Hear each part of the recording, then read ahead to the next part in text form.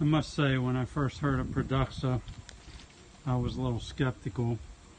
Yes, I bought it after watching many videos. Tried it on my 2018 Buick. Worked great. A lot of people say, well, yeah, you used it on a brand new car. Try it on an old car.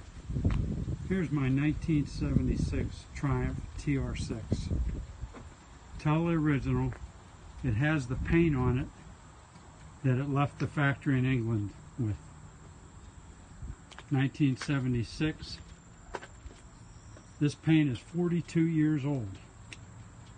Put Produxa on it and it shines. This car has never been repainted. It's never been touched up. It has chips and some scratches, but you can see that the shine on this car is super. Again, it's a 1976 Triumph TR6 with a Pennsylvania Classic plate.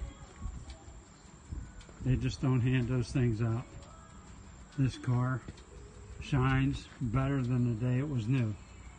Again, a 1976 Triumph TR6.